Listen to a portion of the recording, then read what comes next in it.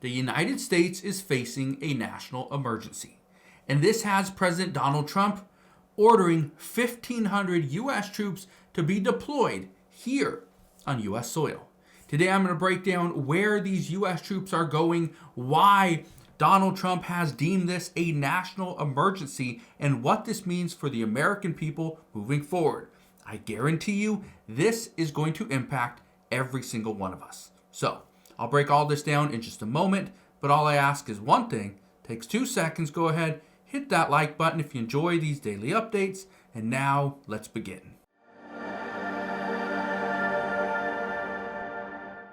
So when you hear the term national emergency, that has many people panicking.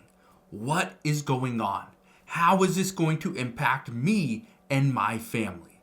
Well, we're going to get to the bottom of this right now. Because yes, President Donald Trump has now ordered the Pentagon to send 1,500 U.S. troops to the U.S.-Mexico border. Look at this. It says, declaring a national emergency at the southern border of the United States. Donald Trump did that just 2 days ago. The first day in office, he declared the situation at the U.S. southern border a national emergency. Well, look what's happening today. The Pentagon is going to send up to 1,500 active duty troops to help secure the U.S.-Mexico border, according to officials. But why? Well, it has a little bit to do with this right here. Donald Trump designated drug cartels as terrorists. That right there is not something that Donald Trump did back in 2019. He actually went the opposite direction. Many presidents have thought about designating cartel members as terrorists and designating them as a terrorist group. But it's what happens after that.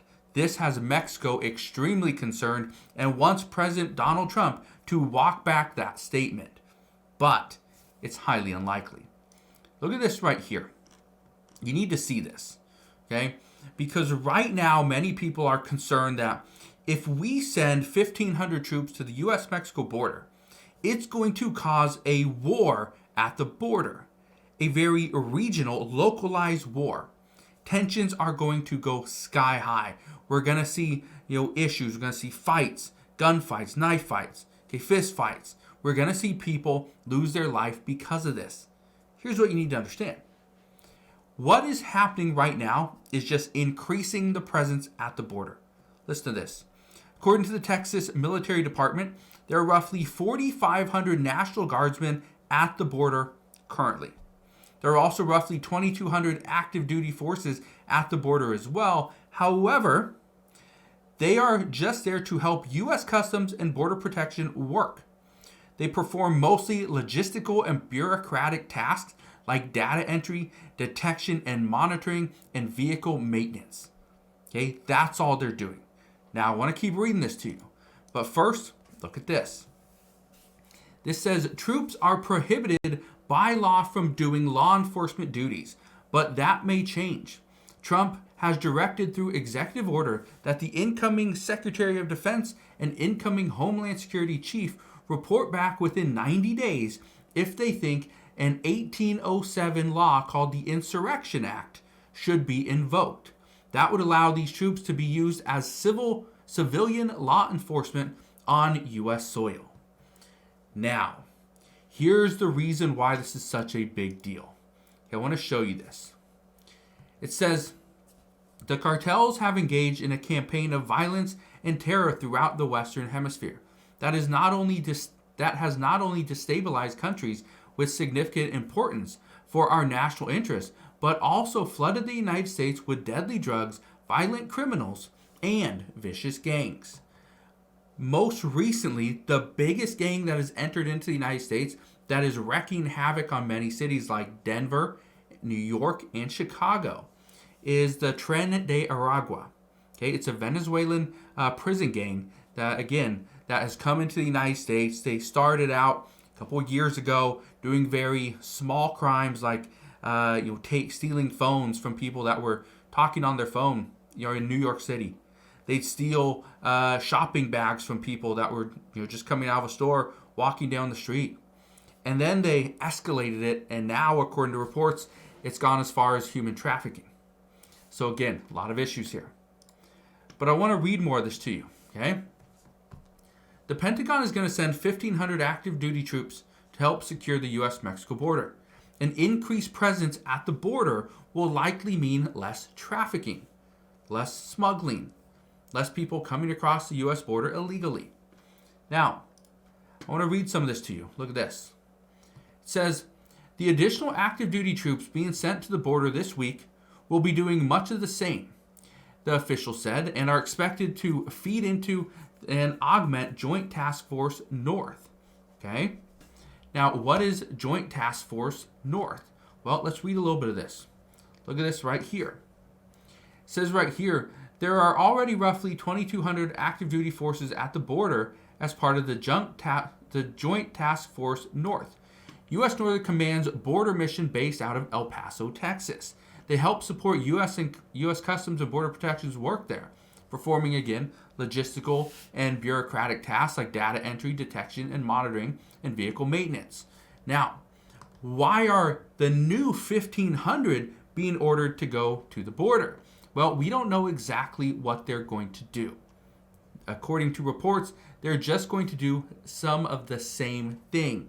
But again, we don't have, any official statement yet. Let's keep reading this.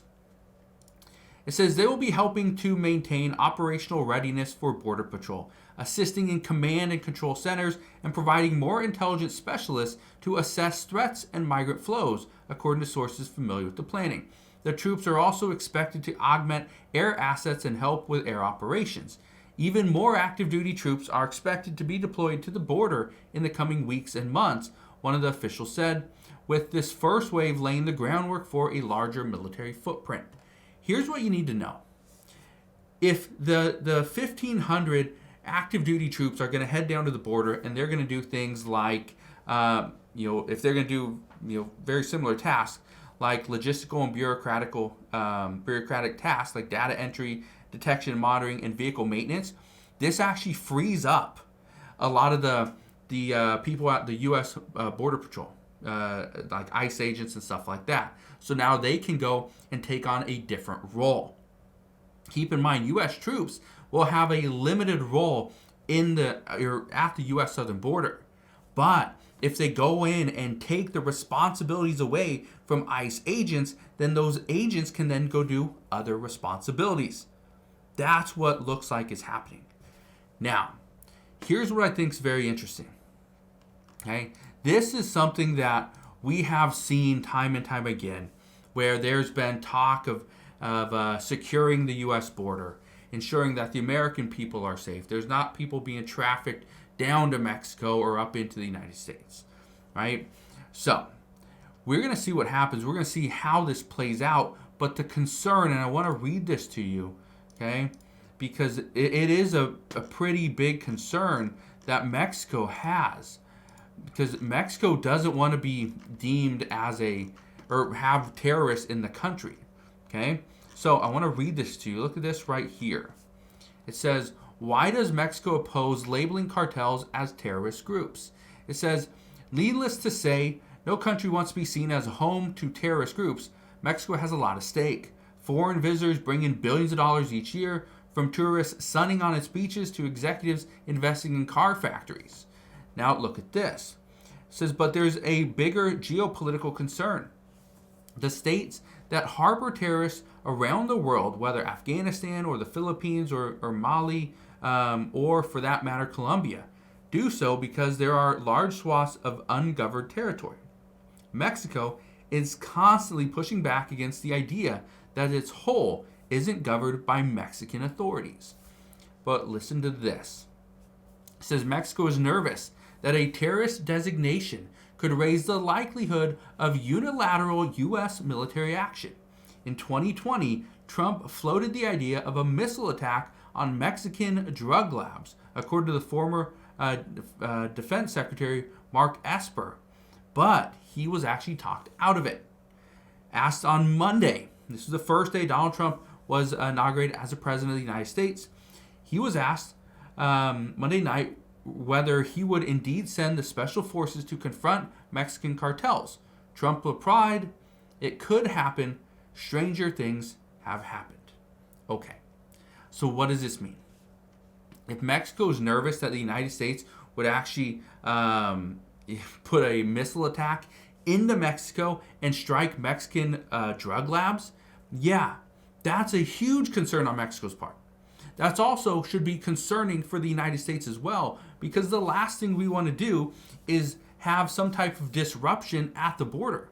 If the U.S. strikes a Mexican drug lab in Mexico, especially close to the border, guess what? There's going to be a lot of angry cartel members. There's going to be a lot of people very upset, and they are likely going to respond. Now, they likely don't have the military capabilities that the United States does. Many countries do not. But it would actually put the U.S. people in harm's way, especially those that go and travel to Mexico, U.S. citizens that are living in Mexico, people that travel into the U.S. for work, right? Students. Yeah, a lot of issues here. So again, this right here is a national emergency. Donald Trump has designated that just the other day, and now he's calling for 1,500 active duty U.S. troops to be deployed to the border. So, we'll see what happens in the coming days and coming weeks, but that is what we know as of today. So again, thank you guys for watching. Consider subscribing, and I'll see you guys on the next one.